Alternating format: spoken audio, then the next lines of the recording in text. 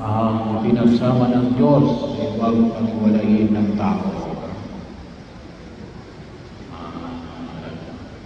Malingin natin marinig. Bahagi ko na kung saan ay tayo ay tinatawagan ng komunikapan. Kaya ngayon, Mark IV at Mark Diesel at IBJ ay papasok sa buhay mag-asawa.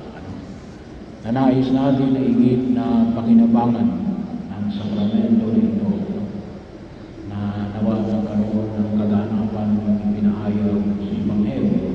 Pagkamat, sabi nga natin, ay medyo malaki yung hamon. Una, sana makita ninyo na ito ay isang pag-asama, hindi lamang isang kontrata, ngunit isang covenant, isang tipang, hindi lamang kontrata. So bahagi ko, kapag sinabi mong contract, pag hindi sumunod yung kabila, pwede mo rin hindi sundin. May tinatawag tayong breach of contract. Pero kung sinabi mong covenant, ay iba yung covenant. Nakikita natin sa banal na kasulatan. Mayroon tayong tinatawag na lumang tipang, bagong tipang. May tinatawag tayong tipanan. Ang tawag natin sa girlfriend-boyfriend relationship sa Tagalog ay magkatipan. Ayoko ng salitang syota o syoto. Ibig sabihin ay shortcut. Hindi. Magkatipan. Kayo ay nagkatipan. Pag sinabi natin tipan, ito ay isang paanyaya ng pag-uugnay ng ugnayan ng Diyos at ng kanyang bayan ng Israel. Naging tapat kahit na yung sa hindi tapat. Yung kontra kasi, kinakailangan 50-50 pagbibigay. Hindi, kapag sinabi ng covenant, kahit napiti lang sa kanya, 100% ka pa rin. Kasi yan ang inahis mo na makasama habang kayo ay nabubuhay. Kaya malaki yung hamon na pinapamani ng sakramento ng kasal. Ano ba? Makita natin ito yung tamang nais ng makasama habang kayo ay nabubuhay. Kaya bahagi ng banal na kasulatan, what God has united, let no man put asunder. Pangalawa, bahagi yun na makita natin na sa inyong pag-asama, buhay ng asawa, panibagong uri ng pamumuhay. Iiwanan ninyo yung rin buhay na dalaga at buhay binata. Kung sinabi mo may buhay may asawa ka na, para ka na sa bawat isa. Hindi ka na magbubuhay binata. Hindi ka pa magbubuhay dalaga. Kasi yung may iba sa atin na nag-asawa na, nakalimutan na nila, hindi na sila binata. Hindi na dalaga. Sana makita namin yan na panibagong pamamaraan ng buhay. Kaya maalim, kayo ay palagi ng magkasama. Hindi lang apelido ang papalitan sa inyo. Ngunit ang inyong kaisipan, pagkilos, at pakikitungo sa pang-araw-araw na pamumuhay. Kayo mag-asawa na. Nung una, sanay ka na ikaw lang mag-desisyon sa sarili mo. Ngayon, hindi na. Kinakailangan kapag kayo mag-desisyon, alam ng kabila. Bakit? Asawa mo na yun eh. Kayo nagiging isa.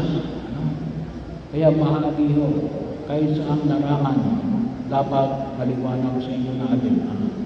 May mga bagay na kinakailangan na kayong pag-usapan. Kasi bakit? Ito isang pagkilos na ng buhay may asawa. Kaya maganda ko sa inyo ginamit sa Ebanghelyo. Nagiging iisa. Hindi na kayo dalawa, kundi isa. Pangatlo, bahagi yun na huwag natin kalimutan na may hamon ng buhay may asawa. Pero sana makita natin ito ay ninais ng Diyos na maging bahagi ng kanyang sakramento. Sa basic catechesis, ang tawag natin sa sakramento ay panlabas na anyo na itinatawag ni Kristo para magbigay ng biyaya. So bahagi yun, kinakailangan natin hilingin natin ang tulong ng Diyos. Kasi hindi lang kayong dalawang magkaisa. Kasama ninyo ang Diyos.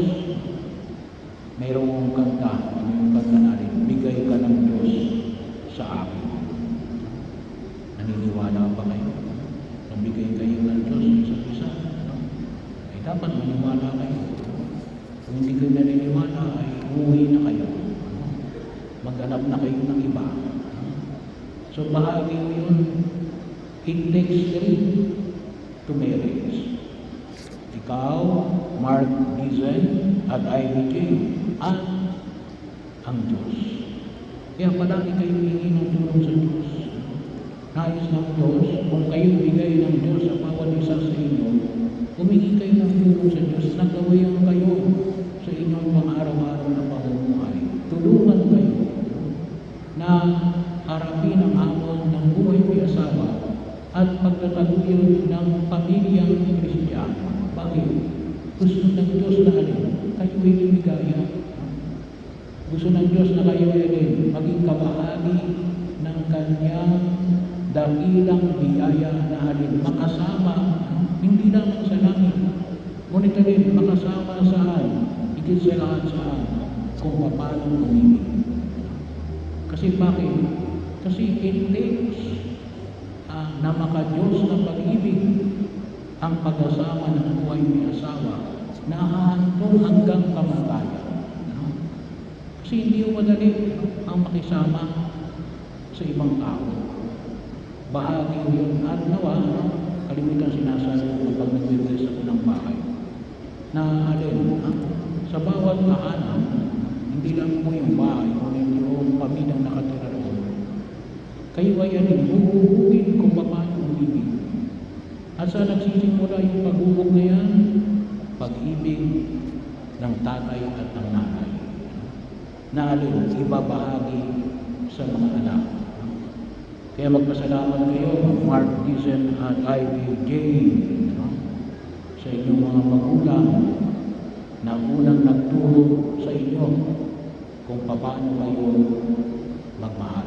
At nawa, ay higit ninyong ipakita na yung pagmamahal na yan ay nawa mapalapit sa pamamaraan ng pakikiisa